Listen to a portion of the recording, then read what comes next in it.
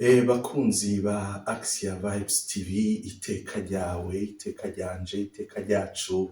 Vibes TV, ukwemera kuvyara ubuzima. Uko kwemera niko kuriko kuratugabira ivyiza bihimbaye cane kuva ku munsi wa kabiri igenekerezo rya 29 ukwezi kwa gitugutu, abatacibuka amezi mu kirundi n'ukwezi kw'icumi, aho uko kwemera kwatuvyariye umusaserdoti hariya mu gihugu c'u Burundi. Uko kwemera kugaheza kukamuhagurutsa agashika ino mu buraruko, aho benshi badakunze gushika kuko ari hahandi bakunze kwita kuri periferi, ariko kuko yatoranye urukundo rudasanzwe rwa Bikira Mariya, nawe akaba yarahagurutse akihuta akagenda imisozi n'iyindi, nawe nyene yarahagurutse aragenda imisozi n'iyindi. Rero kuva itariki ya 29 turi mu gahimbare, duhereza inkuka y'umukama, dusangira ibyiza vy'umukama. Yashikiye mu gisagara gikuru Stockholm, arara Sara, yirirwa Orebro, ahari umubano w'abarundi n'abanyarwanda ukomeye cane.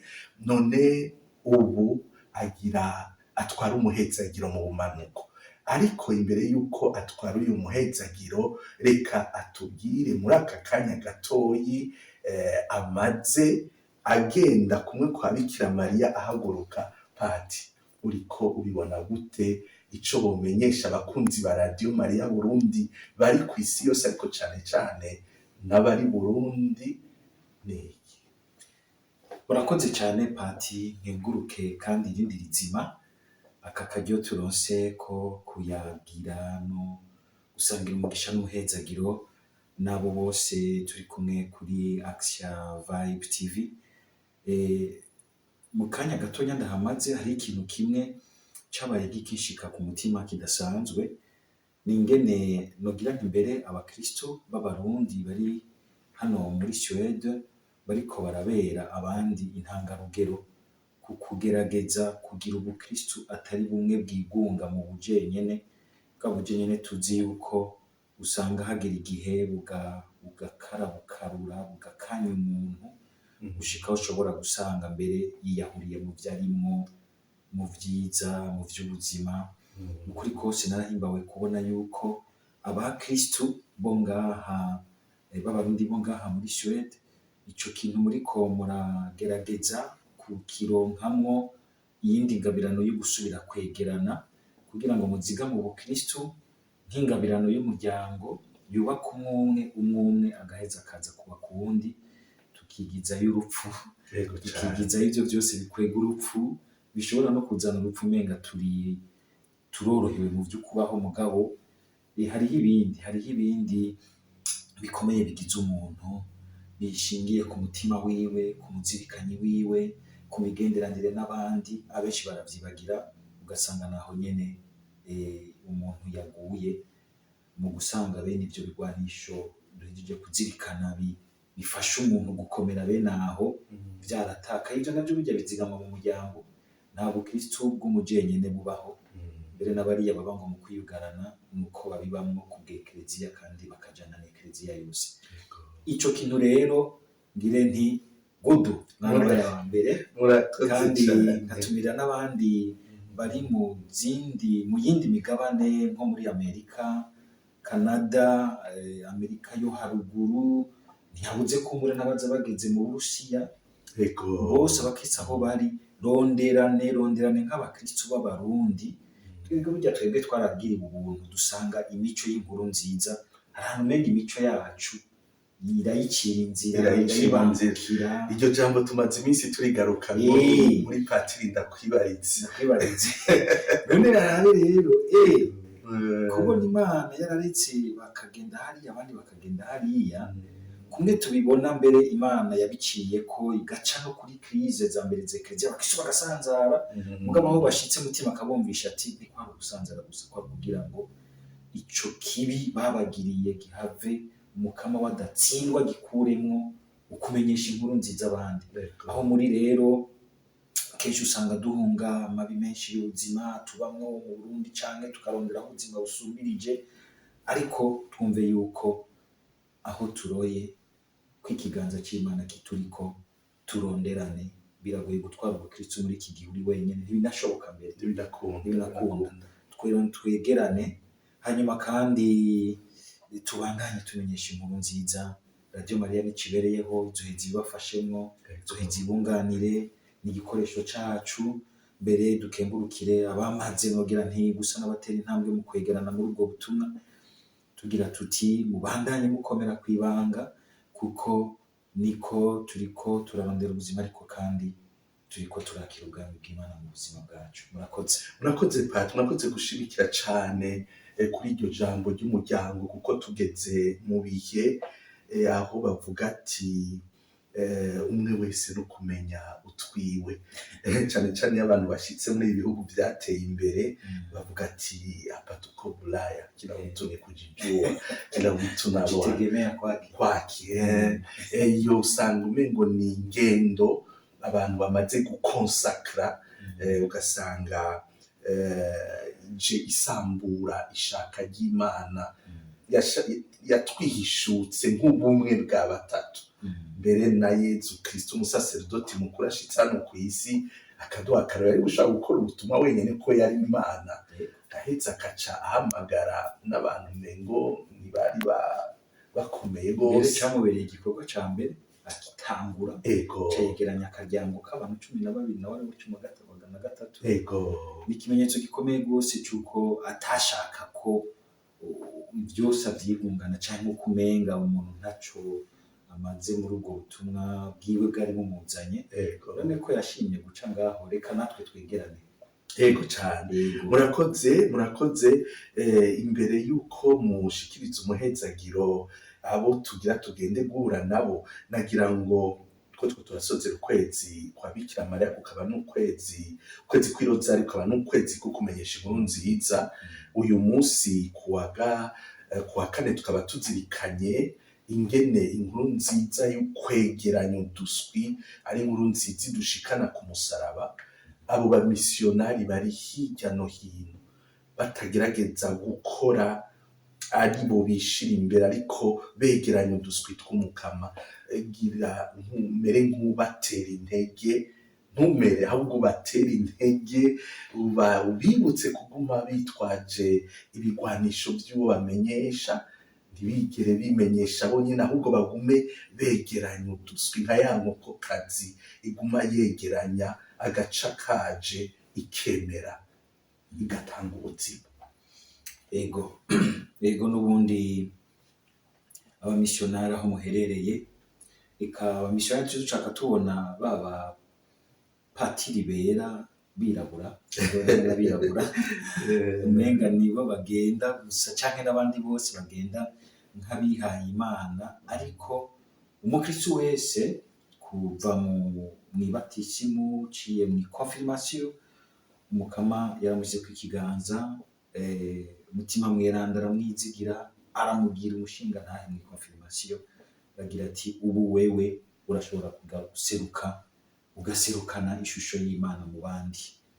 None rero ndagomba ndabatera intege mwese abakristo muritangira kumenyesha iyo nkuru nziza, bitwegeranye nk'umuryango w'abana b'Imana, mukomere kwibanga. Ndazi ko muhura n'ibintu byinshi bigoye bitari bike. Ibigoye vya mbere nibitwadukamo. Ijambo ry'Imana uyu munsi ryaduhaye irwanisho. Nibishobora kubadukamo warugacishijemo tugasanga umuntu umenga hakwa kwimenyesha, niko umuntu aguma ari umuntu, ariko tugume turondera kurabira kuri Yezu Kristo, kurabira kuri Bikira Mariya. Bizodufasha cane kugira ngo ntidusange, kuko iyo tumukuye kwa maso tuca dusanga turiko turibira. Kandi ugaca usanga umenga ivyo turiko turakora ntitugishaka kubikora nk'abamisiyonari, kuko umumisiyonari ategerezwa kwamana nogira nti ico gihagararo kirimwo ibihagararo bibiri bijana. Ategerezwa kuba umutumwa amenyesha inkuru nziza, ariko akayimenyesha yabanje kuba umwigishwa. Iyo umuntu agombye kumenyesha inkuru nziza atemeye kuba umwigishwa, asanga ariko arimenyesha. Kuguma turabigishwa, hanyuma umukama akaza araturungika ati tumbera uku, tumbera tumbereza, kandi we nyene akanatwihera inguvu. Ntitwitege yuko tuzoronka inguvu tutemeye kuguma turabigishwa ku birenge vyiwe ngo adukomeze. We namwe mukomeraho muri. Hanyuma ikindi naco nuko umukama yamadutangaza, ugasanga arakora ibintu bihanitse aciye ku butobuto bwacu. Ntihagire umuntu yikengera mu butobuto bwiwe. Tangura ubahuka, shira amanga udashize isoni, wumva ko ujanye n'umukama, wabihereye mu mukama, ujanye n'umukama, kandi ugira uti tuze dusozerere hamwe vyose, uzobona ingene yugurura vyinshi. Kuko hariho ahantu usanga umenga shetani iraduteza ubwoba bwo kubahuka, bwo gutera intambwe, tugaca tuguma tuzingazingiwe hahandi. Haguruka dukomeze urugendo, kandi mugabo ntugende wenyene, wumve kuri kumwe n'abandi. Naho wogenda wenyene ukagira uti abandi twabiyaze, barangumirije mu gasabisho, barangumirije muri kina kiriya cose twaringanirije hamwe. Turinganize neza, dutere intambwe, kandi dukomere mu gisabisho, kuko niho tuguma tuvoma ubukomezi. Mukomere rero kwibanga, umukama muri kumwe. Mbere n'ibizobagora muzobona yuko mwishimikije umukama n'ivyo azokuramwo umugisha n'umuhezagiro mushasha. Ekleziya yagiye iramenyesha inkuru nziza, ica nogira nti mu biyigora vyinshi, ariko ikivamwo kikaba igitangaje. Kikaba igitangaje. Ni namwe mu bibagora, je hamwe dushigikirane, hanyuma kandi dukomezanye. Umukama abagirire neza, abakomeze. Mutima mweranda abereke n'ivyo bitangaza vy'ingene agenda arakiza mu majambo mushikirije, mu gisabisho muhereje, yego, kandi no mu ntumbero muriko murakoreramo, kugira ngo n'ubundi ntimwave mwibaza ngo nibigarukira gusa ku bushobozi bw'umuntu, ariko mutima muri kumwe, kandi azobikora kuko numudahemuka. Ushimye kugumana nawe aramukorera ivyiza, agatangaza abantu. Nagira ntanga akaroro, narigeze guca irurude mu misi iheze, ndaraba kana k'agapeyizane kitwa Benedetta yabonekeye ahantu. Mugabo igihe yakabonekera, ntitwari tuzi ko ariko arategura ibintu tubona hagiye irurude, ukabona abantu bavuye mu mico n'imihingo myinshi, bose baza gushobora gusubira guhurira n'Imana. Aho hantu yahuriye na Bikira Mariya, aho hantu yahuriye na Yesu.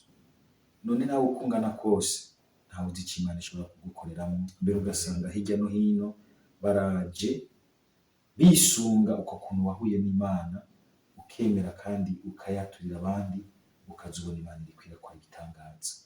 Rero nogira nti twese dukomere kwibanga, dukomezanye, hanyuma kandi umukama ahorane namwe.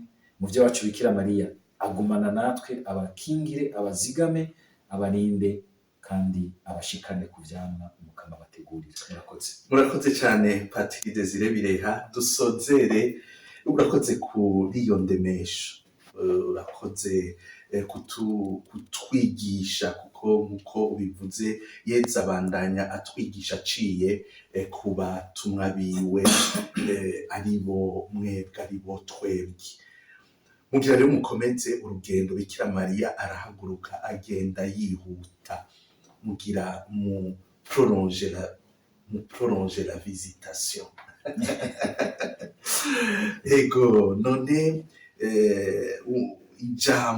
ijambo ry'umuhezagiro mushikiriza abari mu mubano wa Nord Shopping, abakristu bose, abagenzi barimwo, abagenzi ba Radio Maria, kandi burya umukristu, umwana wese wa Ekleziya, ku buryo bucanke bundi n'umwana wa Bikira Mariya, akacaba umugenzi wa Radio Maria. Ariko hama hariho abafata idarapo, bakemera gufata ako gafurari, abegeranya abandi. Rero iryo jambo ry'umuhezagiro ushikiriza abo bakristu bose, harimo abo bagenzi ba Bikira Mariya, abo bagenzi ba Radio Maria, bari mu gahimbare kenshi cane ku izina ry'umuryango, kubakira hano, n'abariko bagenda bagana ico gisagara ca Nord Shopping, cane cane abava mu bumanuko, abava muri centre, abava hirya no hino, kugira ngo mumarane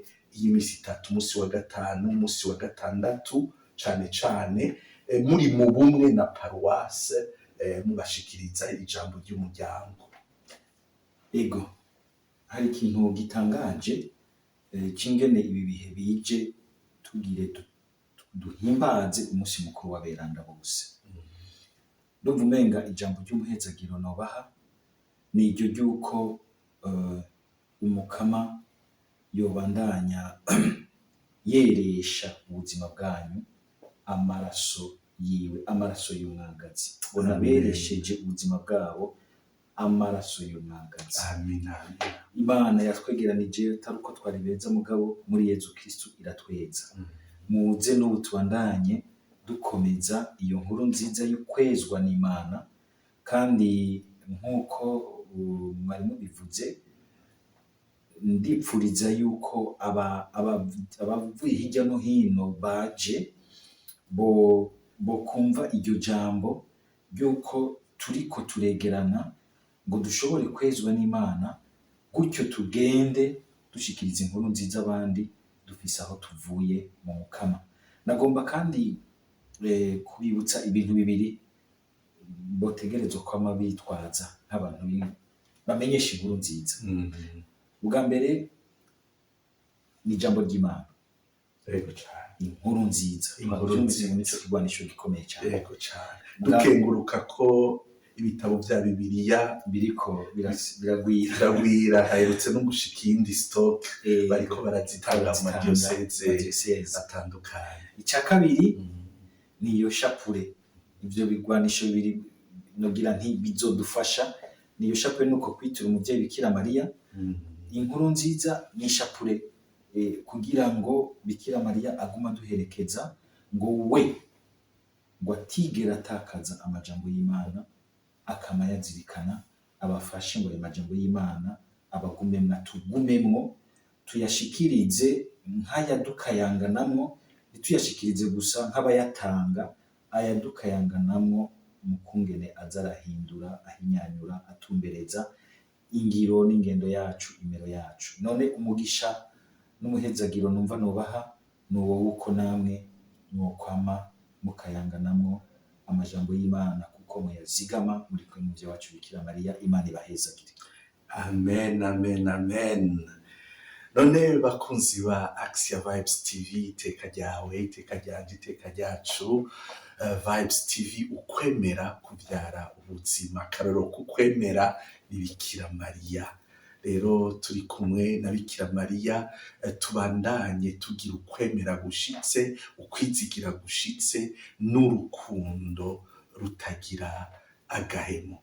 Turabipfurije rero kubandanya musozera neza uku kwezi kw'icumi kw'irozari no kumenyesha inkuru nziza, twakira ukwezi kw'icumi aho twinjira mw'isangira ry'aberanda, mw'isangira ry'aberanda.